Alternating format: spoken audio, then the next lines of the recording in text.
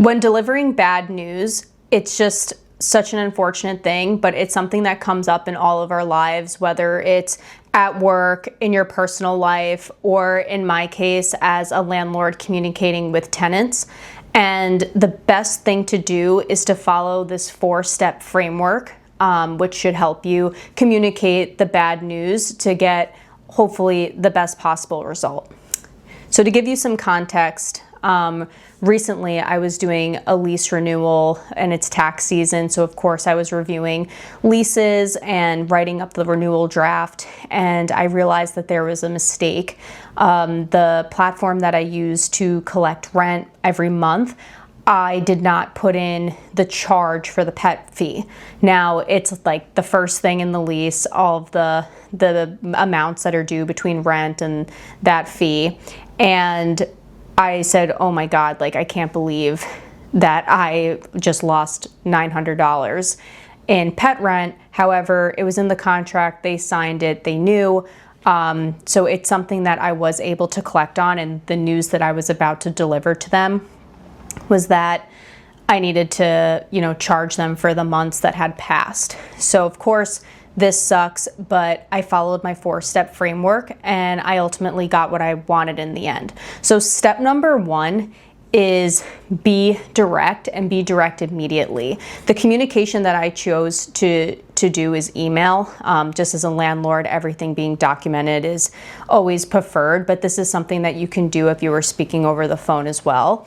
But in this example over email, you want to be direct immediately. And this is 1 to 2 sentences. Nobody wants to be, given the tour of the garden and then all of a sudden you end at the broken septic tank. It's like they feel very defensive when you take that approach. And when you're direct, you want to lead with the sentence like, I know this is going to be frustrating to hear.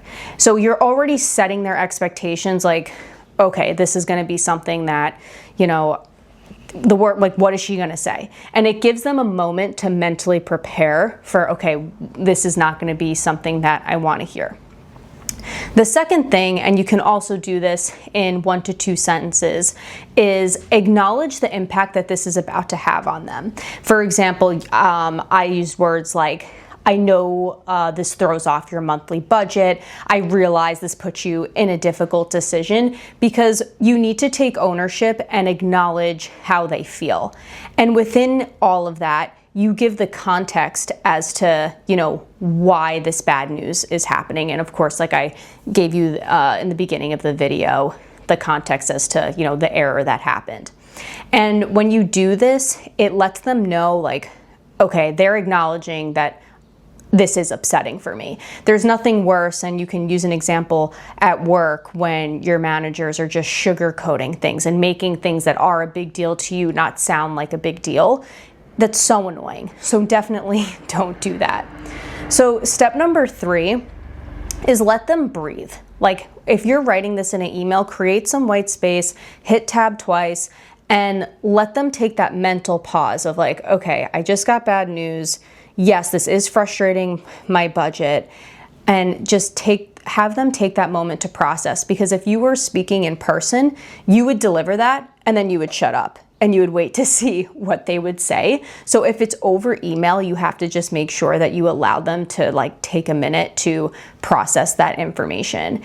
And then step 4, just be very clear and direct on what exactly is going to happen next. So for me, I gave them an example or an option. I said, okay, you can either pay the whole lump sum, which is going to be on your account going forward. You can pay in full, or if you want to break it up into thirds or over the next few months, that's fine by me. And then I'm setting expectations in the future that this mistake will not happen again. I'm acknowledging that it happened. I'm acknowledging how we can rectify it. And then I'm acknowledging how going forward, this will not be an issue. So at least there won't be any surprises going forward. And then one last thing that I think I would recommend is make sure that you're communicating one piece of bad information at a time. Like let's just say, and this wasn't the case in this example, but it was the the missed payment, maybe their parking sticker, whatever, was about to expire, and then that they have to cover landscaping. Just making this up. But if you start pooling in all these separate scenarios, it's only going to make them more upset, and they're not going to know what to respond to first. And they need to be able to kind of process the information of what's happening and for them to move forward themselves. So make sure that you're only communicating one piece of bad news at a time. And that's just the quick lesson for today. I hope you enjoyed it. If you want, I also wrote a Substack article that shares more details on this, so I'll leave it in the link below.